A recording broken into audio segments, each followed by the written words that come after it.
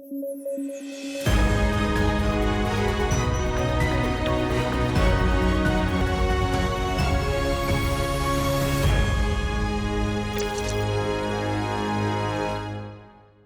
News at 9 programme में आपका स्वागत है। मेरा नाम है विरत दुबे। आइए नजर डालते हैं आज की हेडलाइंस पर। सबरीमाला श्री धर्म शास्ता मंदिर एक बार फिर से सुर्खियों में। राष्ट्रपति द्रौपदी मुर्मू बनी मंदिर में जाने वाली देश की पहली महिला राष्ट्रपति। महिलाओं को इस मंदिर में प्रवेश पर रहा है विवाद। कर्पूरी ठाकुर की 101वीं जयंती मनाई गई। बिहार के पूर्व मुख्यमंत्री और समाजवादी आंदोलन के प्रतीक थे कर्पूरी ठाकुर। आज भी इनकी सामाजिक न्याय की सोच है प्रासंगिक। और भारत ने हासिल की एक बहुत बड़ी उपलब्धि। देश की पहली स्वदेशी रूप से विकसित एंटीबायोटिक नाफिथ्रोमाइसिन तैयार मिकनाफ के नाम से बाजार में होगी उपलब्ध।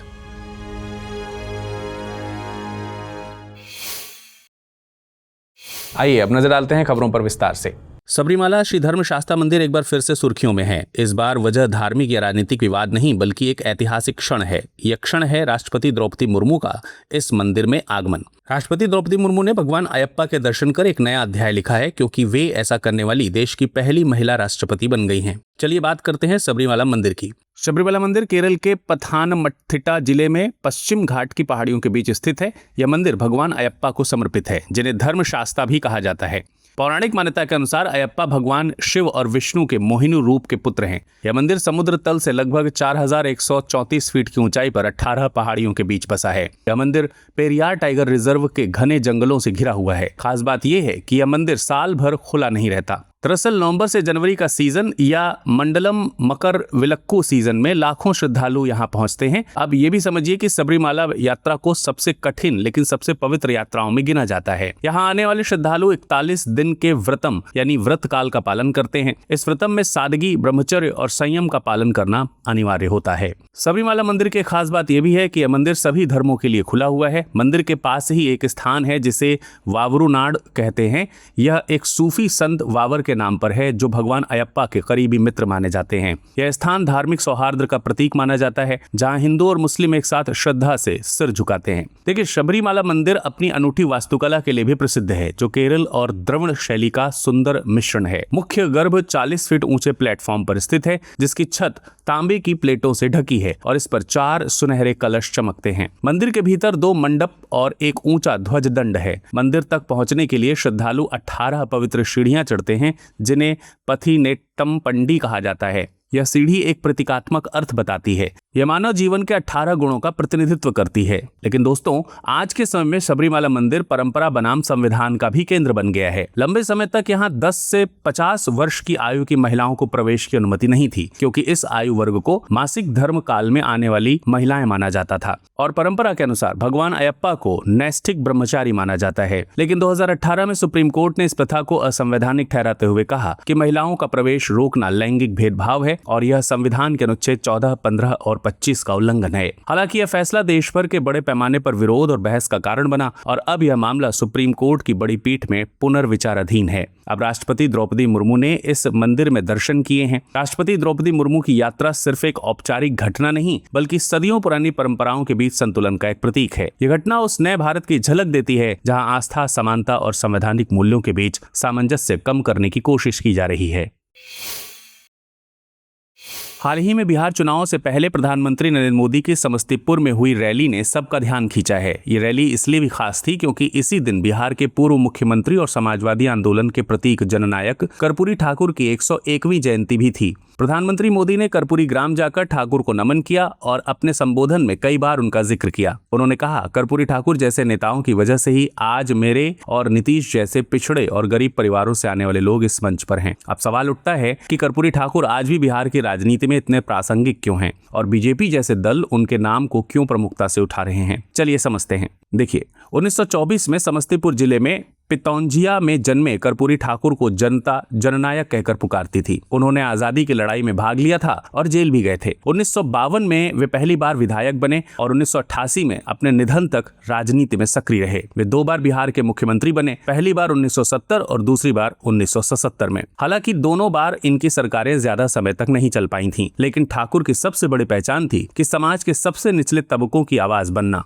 यह इतना खास इसलिए था क्योंकि ठाकुर खुद नाई यानी कि हजाम जाति से थे, जो एक अल्पसंख्यक पिछड़ा वर्ग माना जाता था। लेकिन कर्पूरी ठाकुर अपने दौर में कई बड़े और साहसिक फैसलों के लिए जाने गए। उन्होंने मैट्रिक परीक्षा से अंग्रेजी की अनिवार्यता को हटाया, राज्य में शराबबंदी लागू की, बेरोजगार इंजीनियरों को सरकारी ठेकों में प्राथमिकता दी और सबसे अहम एक ऐतिहासिक आरक्षण की नीति। इसके बाद में कर्पूरी ठाकुर फॉर्मूला के नाम से इसे जाना गया। दरअसल 1970 में बनी मुंगेरीलाल आयोग की सिफारिशों पर चलते हुए ठाकुर सरकार ने 1978 में 26% आरक्षण लागू किया था, जिसमें 12% पिछड़े वर्गों यानी ओबीसीज को, 8% आर्थिक रूप से कमजोर पिछड़े वर्गों यानी ईबीसीज को और 3% महिलाओं को और 3% गरीब सवर्णों को आरक्षण दिया गया।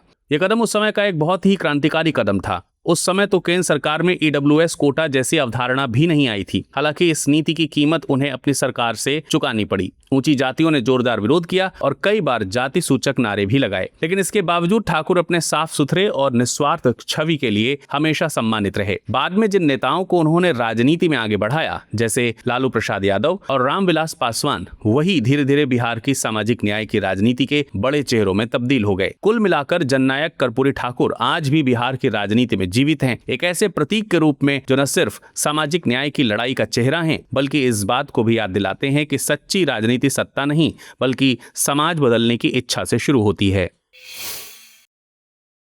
दोस्तों, भारत में हाल ही में एक बहुत बड़ी ऐतिहासिक उपलब्धि हासिल की गई है। दरअसल देश की पहली स्वदेशी रूप से विकसित एंटीबायोटिक नाफिथ्रोमाइसिन तैयार कर ली गई है। विज्ञान और प्रौद्योगिकी मंत्री ने बताया कि यह antibiotic biotechnology industry research assistance council यानी BIRAC के सहयोग से विकसित की गई है और इसमें मिकनाफ नाम से बाजार में इसे उतारा गया है। यह भारत में पूरी तरह से कॉन्सेप्ट से लेकर क्लिनिकल वैलिडेशन तक तैयार की गई पहली एंटीबायोटिक है। आपको बता दें कि नाफिथ्रोमाइसिन खासतौर पर एंटी माइक्रोबियल रेजिस्टेंस यानी AMR से निपटने के लिए बनाई गई है, यानी यह उन संक्रमणों से लड़ने के लिए है जो अब पारंपरिक दवाओं से ठीक नहीं होते। यह दवा खासतौर पर कैंसर मरीजों और अनियंत्रित डायबिटीज से जूझ रहे लोगों में होने वाले रेस्पिरेटरी इन्फेक्शन के इलाज में दरअसल असरदार साबित हो सकती है। इसके अलावा यह कम्युनिटी एक्वायर्ड बैक्टीरियल न्यूमोनिया यानी CABP जैसी बीमारियों के लिए भी उपयोगी है। इसकी सबसे बड़ी खासियत यह है कि यह टिपिकल और एटिपिकल दोनों तरह के पैथोजेंस को निशाना बनाती है, यानी यह एक ऐसी श्रेणी की नई एंटीबायोटिक है जिसमें पिछले 30 सालों से कोई नई खोज नहीं हुई थी। दोस्तों, अब जरा समझते हैं कि एंटी माइक्रोबियल रेजिस्टेंस यानी AMR क्या है। जब बैक्टीरिया, वायरस, फंगस या पैरासाइट्स एंटी माइक्रोबियल दवाओं का असर झेलने लगते हैं और दवाओं के प्रति प्रतिरोधक क्षमता विकसित कर लेते हैं तो उसे AMR कहा जाता है। इसका नतीजा ये होता है कि सामान्य एंटीबायोटिक्स बेअसर हो जाती हैं और संक्रमणों का इलाज कठिन या असंभव होने लगता है। इससे बीमारियों का फैलाव, गंभीरता, विकलांगता और मृत्यु का खतरा बढ़ जाता है। हालांकि यह एक प्राकृतिक प्रक्रिया है जो समय के साथ पैथोजेंस के जेनेटिक बदलावों से होती है, लेकिन मानव गतिविधियों और दवाओं का अत्यधिक या गलत उपयोग इसकी रफ्तार को बहुत तेज कर देते हैं। नाफिथ्रोमाइसिन की खोज भारत के लिए न सिर्फ एक वैज्ञानिक सफलता है बल्कि वैश्विक AMR संकट के बीच एक निर्णायक कदम भी है जो भविष्य में स्वास्थ्य सुरक्षा को मजबूत करने में अहम भूमिका निभा सकता है। दोस्तों, क्या आपको पता है रामायण में बताई गई संजीवनी बूटी जैसी औषधि आज भी एग्जिस्ट करती है? चौंक गए ना? दरअसल नागालैंड यूनिवर्सिटी के वैज्ञानिकों ने हाल ही में एक ऐसा नेचुरल कंपाउंड खोजा है जो डायबिटिक मरीजों के लिए घाव बहुत जल्द भर देता है। इस कंपाउंड का नाम है सिनेपिक एसिड और यह प्राकृतिक पौधों में मिलता है। आपको पता ही है कि डायबिटिक मरीजों के घाव, खासतौर पर पैर के अल्सर, बहुत धीरे धीरे भरते हैं। अगर सही इलाज ना हो तो संक्रमण बहुत तेजी से फैलता है, यहाँ तक कि एम्पुटेशन यानी अंग काटने तक की नौबत आ जाती है। लेकिन नागालैंड यूनिवर्सिटी के शोध ने दिखाया है कि सिनेपिक एसिड ऐसे मामलों में टिश्यू रिपेयर को तेज कर सकता है। चलिए अब बात करते हैं सिनेपिक एसिड आखिर है क्या। देखिए, यह एक फिनोलिक एसिड कंपाउंड है जो सिनेमिक एसिड का डेरिवेटिव माना जाता है। यह प्राकृतिक रूप से मसालों, सिट्रिक और बेरी, फलों, सब्जियों, अनाज और ऑयल सीड्स क्रॉप्स में पाया जाता है। इसकी सबसे खास बात है इसके antioxidant, anti tumour, anti inflammatory, anti bacterial और न्यूरोप्रोटेक्टिव गुण। यानी यह न सिर्फ घाव को भरने में मदद करता है बल्कि सूजन, संक्रमण और ऊतकों की क्षति से भी रक्षा करता है। वैज्ञानिकों के अनुसार सिनेपिक एसिड शरीर में SIRT1 पाथवे को एक्टिवेट करता है। ये वही जैविक मार्ग है जो टिश्यू रिपेयर, नए रक्त वाहिकाओं के निर्माण और इन्फ्लेमेशन नियंत्रण में महत्वपूर्ण भूमिका निभाता है। इस खोज का महत्व इसलिए भी बड़ा है क्योंकि यह एक सुरक्षित, प्राकृतिक और प्रभावी तरीका प्रदान करता है डायबिटिक वुंड्स के मैनेजमेंट के लिए। अभी तक ऐसे अधिकांश उपचार केमिकल या सर्जिकल पर आधारित थे। नागालैंड यूनिवर्सिटी की यह खोज इस दिशा में महत्वपूर्ण मील का पत्थर है, जो भविष्य में करोड़ों डायबिटिक मरीजों के जीवन में नई उम्मीद लेकर आ सकती है। भारत अब आर्टिफिशियल इंटेलिजेंस यानी एआई के युग में एक बड़ा कदम उठा रहा है और इस दिशा में सबसे अहम पहल है स्किलिंग फॉर एआई रेडनेस यानी SOAR प्रोग्राम। इसे लॉन्च किया गया है ministry of skill development and entrepreneurship यानी MSDE ने। इसका उद्देश्य है स्कूल स्तर पर ही बच्चों और शिक्षकों को एआई के लिए तैयार करना, ताकि आने वाले वर्षों में भारत न सिर्फ एआई को अपनाए बल्कि दुनिया को इस क्षेत्र में नेतृत्व भी दे सके। देखिए, SOAR प्रोग्राम की सोच बेहद स्पष्ट है। ये सोच है एआई के लिए। इसका मकसद एआई को किसी खास टेक्निकल ग्रुप तक सीमित नहीं रखना है, बल्कि हर उस बच्चे तक पहुंचाना है जो टेक्नोलॉजी की दुनिया में कुछ नया करना चाहता है। इस प्रोग्राम का दीर्घकालिक लक्ष्य है भारत को एक ग्लोबल एआई हब बनाना, जहां से इनोवेशन, स्टार्टअप्स और एआई ड्रिवन आइडियाज हर घर से निकलें और दुनिया भर पहुंचे। इस योजना की खासियत यह है कि यह सीधे क्लास 6 से 12 तक के विद्यार्थियों और शिक्षकों को टारगेट करती है। विद्यार्थियों के लिए इसमें 3 15 घंटे के मॉड्यूल तैयार किए गए हैं, जबकि शिक्षकों के लिए एक 45 घंटे का एडवांस मॉड्यूल बनाया गया है। इन कोर्सेज में अभ्यर्थियों को आर्टिफिशियल इंटेलिजेंस और मशीन लर्निंग की मूलभूत समझ दी जाएगी। साथ ही इन्हें डेटा लिटरेसी और एथिकल यूज ऑफ टेक्नोलॉजी के महत्व से भी अवगत कराया जाएगा। यानी यह प्रोग्राम केवल तकनीकी सिखाने तक सीमित नहीं है, बल्कि तकनीकी के जिम्मेदार उपयोग की दिशा में भी कदम बढ़ा सकता है। सरकार ने इस पहल को जमीन पर उतारने के लिए बजट में भी ठोस प्रावधान किए हैं। यूनियन बजट 2025-26 में इसके लिए 500 करोड़ रुपए का आवंटन किया गया है। इसके तहत centre of excellence in artificial intelligence for education स्थापित किया जाएगा। यह केंद्र न केवल एआई आधारित लर्निंग टूल्स विकसित करेगा, बल्कि इसमें भारतीय भाषाएं भी उपलब्ध कराई जाएंगी, ताकि एआई शिक्षा भाषा की सीमाओं से मुक्त हो सके। साथ ही यह केंद्र इनोवेटिव क्लासरूम्स प्रैक्टिसेस को प्रोत्साहित करेगा और शिक्षकों को एआई के प्रभावी उपयोग के लिए सक्षम बनाएगा। ये पहल देश के उच्च शिक्षण संस्थानों से जुड़ी हुई है। ये IITs और AICTE अप्रूव्ड कॉलेजों के साथ मिलकर मशीन लर्निंग, डीप लर्निंग और डेटा एनालिटिक्स जैसे एडवांस कोर्सेज को सुदृढ़ बनाएगी। इस तरह स्कूल से लेकर कॉलेज तक का एक ऐसा ढांचा तैयार किया जा रहा है जहां हर विद्यार्थी को एआई की शिक्षा और समझ का अवसर मिल सके। उधर अमेरिका ने रूस की 2 सबसे बड़ी तेल कंपनियों रॉसनेफ्ट और लुकोइल पर सख्त प्रतिबंध लगा दिए हैं। मकसद है रूस की युद्ध मशीन को फंडिंग से रोकना। साथ ही यूरोपियन यूनियन ने भी अमेरिका के साथ मिलकर रूस पर अपना 19वां सैंक्शन पैकेज लागू किया है, जिसमें रूसी कच्चे तेल से बने पेट्रोलियम उत्पादों के थर्ड कंट्री इंपोर्ट पर रोक शामिल है। इससे भारत के लिए रूस से मिलने वाला सस्ता तेल अब खतरे में है। दोस्तों, ये वही तेल था जिसने भारत को वैश्विक कच्चे तेल की बढ़ती कीमतों से राहत दी थी। आंकड़ों के मुताबिक पिछले 2 सालों में भारत के तेल आयात में रूस का हिस्सा 2% से बढ़कर 32% तक पहुंच गया था। लेकिन अब इन प्रतिबंधों के चलते समीकरण फिर बदल सकता है। अमेरिका ने तो यहां तक कर दिया है कि उसने भारतीय आयातों पर 50% टैरिफ लगा दिया है, जिसमें 25% तो रूसी तेल पेनल्टी के नाम पर ही लगाया गया था। अब समझते हैं कि भारत का स्टैंड क्या है। भारत की स्थिति ऐतिहासिक रूप से एकदम स्पष्ट रही है। भारत संयुक्त राष्ट्र सुरक्षा परिषद यानी UNSC द्वारा लगाए गए प्रतिबंधों का पालन करता है, लेकिन किसी एक देश द्वारा लगाए गए एक तरफा या द्वितीयक यानी सेकेंडरी प्रतिबंधों का समर्थन नहीं करता। आपको बता दें कि 1974 और 1998 में परमाणु परीक्षणों के बाद भारत खुद ऐसे ही सैंक्शंस का सामना कर चुका है। हालांकि जब ट्रंप प्रशासन ने अपने पहले कार्यकाल में ईरान पर सख्त प्राथमिक प्रतिबंध लगाए थे, तब भारत ने धीरे धीरे ईरानी तेल आयात को शून्य कर दिया था। मगर रूस का मामला थोड़ा अलग है, क्योंकि ये प्रतिबंध किसी UNSC प्रस्ताव पर आधारित नहीं है, बल्कि G7 देशों तथा EU के नेतृत्व में एक तरफा रूप से लागू किए गए हैं। अब भारत के सामने समस्या सेकेंडरी सैंक्शंस की है, यानी ऐसे प्रतिबंध जो किसी तीसरे देश या उसकी कंपनियों को सजा देते हैं यदि वे किसी प्रतिबंधित देश से व्यापार जारी रखते हैं। अंतर्राष्ट्रीय कानून के मुताबिक यह दबाव की नीति मानी जाती है जो किसी तीसरे देश को अपनी विदेशी नीति बदलने के लिए मजबूर करती है। हालांकि इधर रूस ने भी इन सैंक्शन से बचने के लिए नए रास्ते निकाले हैं। ये रास्ता है शैडो फ्लीट। रूस शैडो फ्लीट के जरिए अपने तेल को विभिन्न देशों तक पहुंचाता रहा है और मध्यस्थ देशों के नेटवर्क का इस्तेमाल कर रहा है। अब G7 और EU का फोकस इन्हीं रास्तों को बंद करने पर है और यही वजह है कि भारत जैसे देशों की कंपनियां भी अब निशाने पर आ सकती हैं।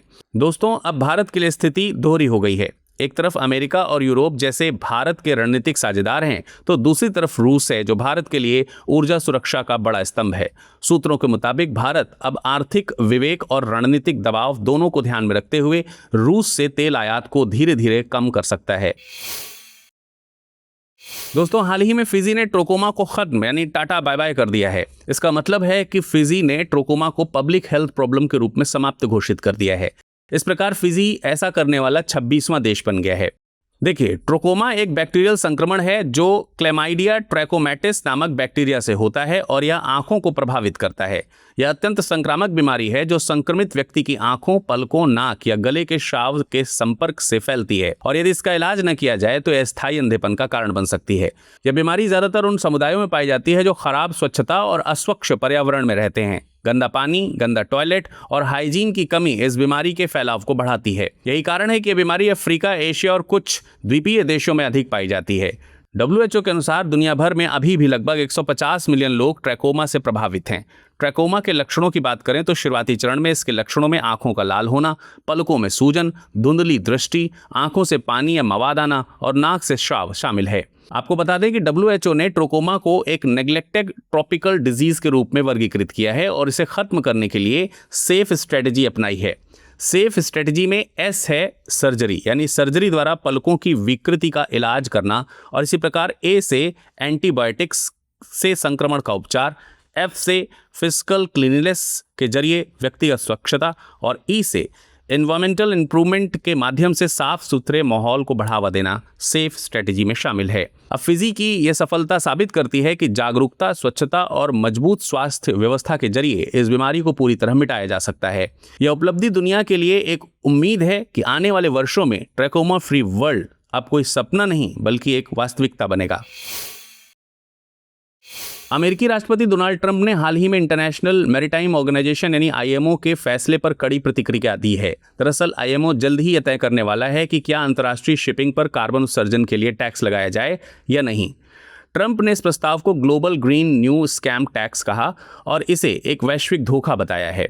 ट्रंप के इस बयान ने एक बार फिर से दुनिया के सामने यह बहस खड़ी कर दी है कि क्या जलवायु परिवर्तन से निपटने की कीमत विकासशील और समुद्री व्यापार पर निर्भर देशों को चुकानी होगी।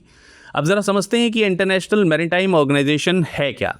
देखिए, यह संयुक्त राष्ट्र की एक ऐसी एजेंसी है जिसका काम है समुद्री जहाजरानी की सुरक्षा, संरक्षा और समुद्री प्रदूषण की रोकथाम सुनिश्चित करना।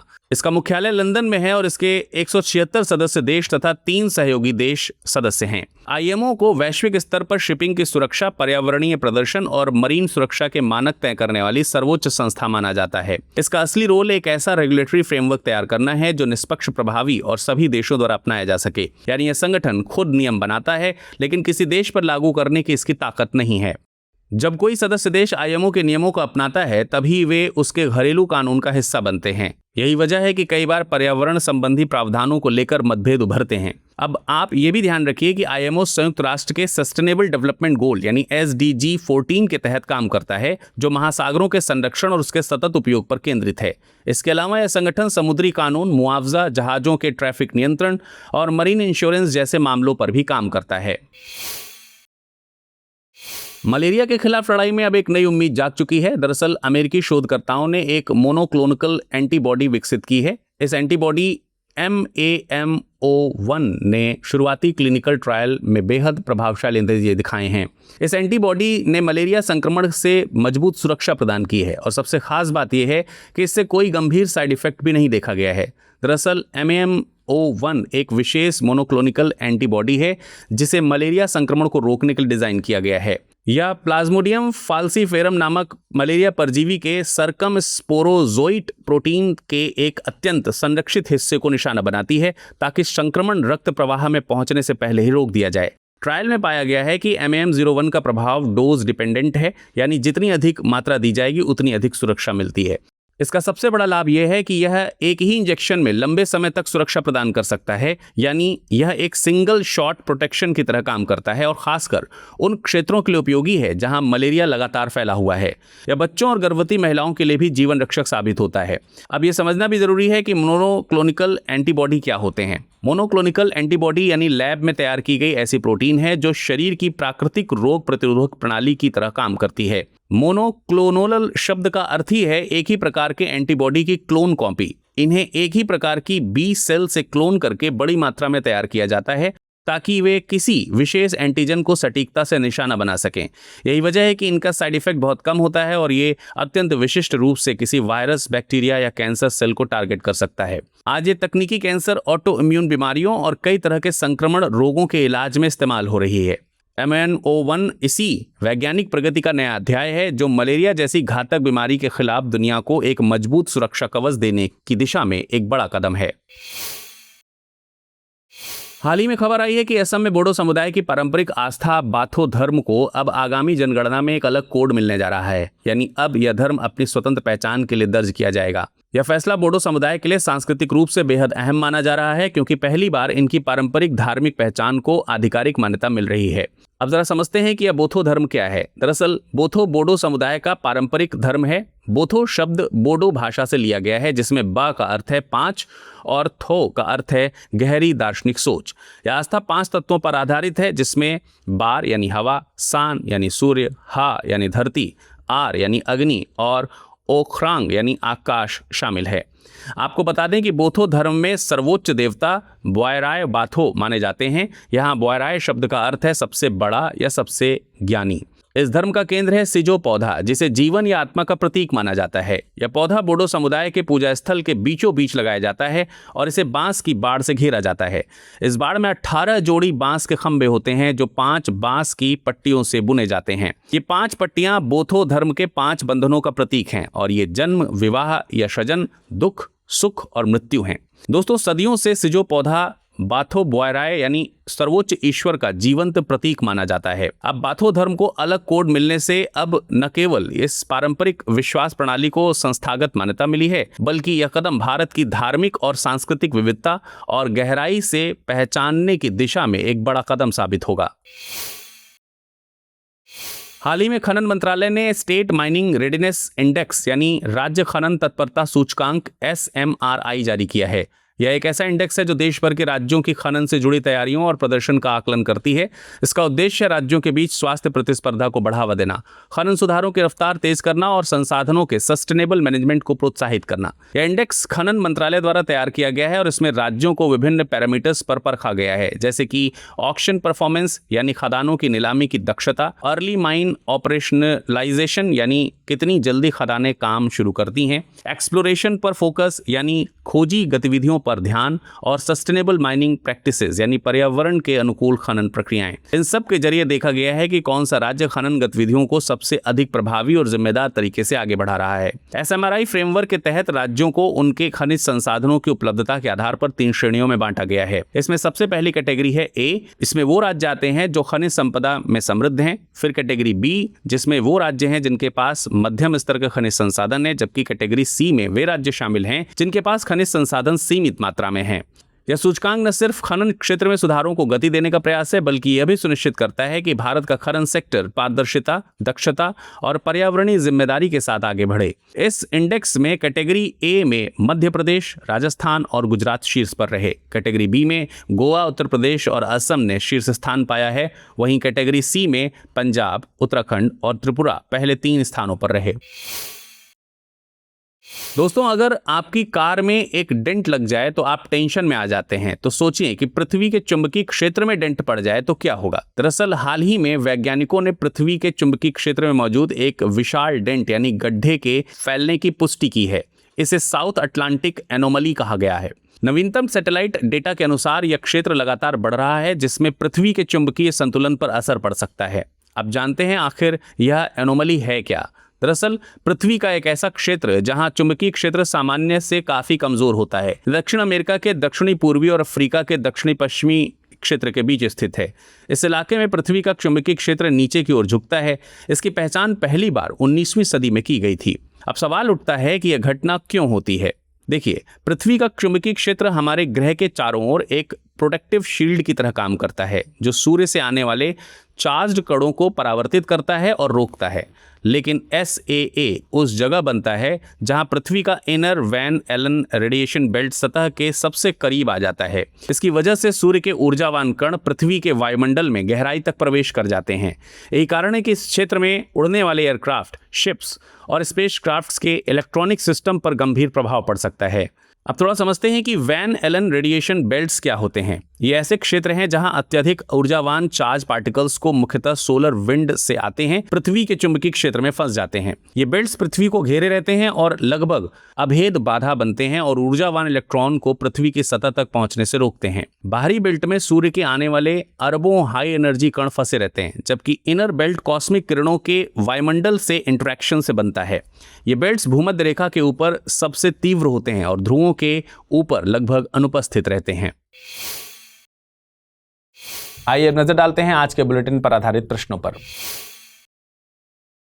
पहला प्रश्न है, हाल ही में चर्चा में रही नाफिथ्रोमाइसिन किससे संबंधित है? भारत की पहली स्वदेशी रूप से विकसित वैक्सीन, भारत की पहली स्वदेशी रूप से विकसित एंटीबायोटिक, भारत का पहला स्वदेशी रूप से निर्मित एंटीवायरल ड्रग या फिर कैंसर उपचार हेतु विकसित नई थेरेपी। अगला प्रश्न है, हाल ही में चर्चित सिनेपिक एसिड के संदर्भ में निम्नलिखित कथनों पर विचार कीजिए। यह एक प्राकृतिक फेनोलिक एसिड कंपाउंड है जो सिनेमिक एसिड का डेरिवेटिव है। यह SIRT1 पाथवे को सक्रिय करता है जो टिश्यू रिपेयर और इन्फ्लेमेशन नियंत्रण में भूमिका निभाता है। यह मुख्यतः केमिकल दवा है जिसे हाल ही में अमेरिका में विकसित किया गया है। नीचे दिए गए कूट का उपयोग करके सही उत्तर का चुनाव कीजिए। केवल 1 और 2 सही हैं, केवल 2 और 3 सही हैं, केवल 1 और 3 सही हैं या फिर 1, 2 और 3 सही हैं। अगला प्रश्न है, हाल ही में शुरू किए गए skill for AI readiness programme से संबंधित निम्नलिखित कथनों पर विचार कीजिए। इसे ministry of skill development and entrepreneurship यानी MSDE द्वारा लॉन्च किया गया है। इसका उद्देश्य केवल उच्च शिक्षा संस्थानों के विद्यार्थियों को आर्टिफिशियल इंटेलिजेंस से प्रशिक्षित करना है।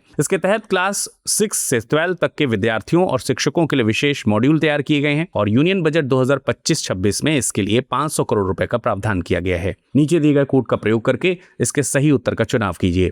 केवल 1, 3 और 4 सही हैं, केवल 2 और 4 सही हैं, केवल 1 और 2 सही हैं, 1, 2, 3 और 4 सभी सही हैं। अगला प्रश्न है, हाल ही में फिजी द्वारा ट्रैकोमा को सार्वजनिक स्वास्थ्य समस्या के रूप में समाप्त घोषित किए जाने के संदर्भ में निम्नलिखित कथनों पर विचार कीजिए। ट्रैकोमा एक वायरल संक्रमण है जो क्लैमाइडिया ट्रैकोमैटिस बैक्टीरिया से होता है। विश्व स्वास्थ्य संगठन WHO ने ट्रैकोमा को नेग्लेक्टेड ट्रॉपिकल डिजीज के रूप में वर्गीकृत किया है। ट्रैकोमा को समाप्त करने के लिए WHO ने सेफ स्ट्रेटजी अपनाई है जिसमें सर्जरी, एंटीबायोटिक्स, फिजिकल क्लीननेस और एनवायरमेंटल इंप्रूवमेंट शामिल हैं। फिजी ऐसा करने वाला विश्व का 26वां देश बन गया है। नीचे दिए गए कूट का सही प्रयोग करके उत्तर का चुनाव कीजिए। केवल 1, 2 और 3 सही हैं, केवल 2, 3 और 4 सही हैं, केवल 1 और 4 सही हैं या फिर केवल 3 और 4 सही हैं। अगला प्रश्न है, इंटरनेशनल मैरीटाइम ऑर्गेनाइजेशन यानी IMO के संदर्भ में निम्नलिखित में से कौन सा कथन सही है? यह विश्व व्यापार संगठन की एक शाखा है, यह संयुक्त राष्ट्र की एक विशेष एजेंसी है जो समुद्री सुरक्षा और प्रदूषण नियंत्रण पर काम करती है, यह केवल समुद्री बीमा नीतियों से संबंधित संगठन है और यह सदस्य देशों पर अपने नियम जबरदस्ती लागू करता है। अगला प्रश्न है, हाल ही में चर्चा में रही मोनोक्लोनल एंटीबॉडी MAMO1 के संदर्भ में निम्नलिखित कथनों पर विचार कीजिए। MAMO1 को प्लाज्मोडियम विवैक्स परजीवी को निशाना बनाने के लिए डिजाइन किया गया है। यह मलेरिया संक्रमण के विरुद्ध सिंगल शॉट प्रोटेक्शन प्रदान कर सकती है। यह एक लैब निर्मित मोनोक्लोनल एंटीबॉडी है जो शरीर की रोग प्रतिरोधक प्रणाली की तरह कार्य करती है। नीचे दिए गए कूटों में सही उत्तर का चुनाव कीजिए। केवल 1, केवल 2 और 3, केवल 1 और 3 या फिर 1, 2 और 3। अगला प्रश्न है, हाल ही में चर्चा में रहा बोधो धर्म के संदर्भ में निम्नलिखित कथनों पर विचार कीजिए। यह असम के बोडो समुदाय का पारंपरिक धर्म है जो 5 तत्वों पर आधारित है। बोधो धर्म में सर्वोच्च देवता सिजो पौधा माने जाते हैं। बा और थो शब्द क्रमशः 5 और गहरी दार्शनिक सोच का अर्थ देते हैं। नीचे दिए गए कूटों में से सही उत्तर का चुनाव कीजिए। केवल 1, केवल 1 और 3, केवल 2 और 3 या फिर 1, 2 और 3। अगला प्रश्न है, हाल ही में समाचारों में रहा साउथ अटलांटिक एनोमली SAA के संदर्भ में लिखित कथनों पर विचार कीजिए। यह पृथ्वी का वह क्षेत्र है जहां चुंबकीय क्षेत्र सामान्य से कमजोर होता है। यह दक्षिणी अमेरिका और अफ्रीका के बीच स्थित है। यह घटना इसलिए होती है क्योंकि पृथ्वी का inner Van Allen radiation belt सतह से सबसे दूर चला जाता है। नीचे दिए गए कूटों का सही उत्तर चुनाव कीजिए। केवल 1 और 2, केवल 2 और 3, केवल 1 और 3 या फिर 1, 2 और 3। आज के बुलेटिन में फिलहाल इतना ही। मिलते हैं अगले वीक नई खबरों के साथ। शुभ रात्रि, अपना ख्याल रखिएगा। पिछले बुलेटिन के प्रश्नों का जवाब आपको स्क्रीन पर दिखेगा।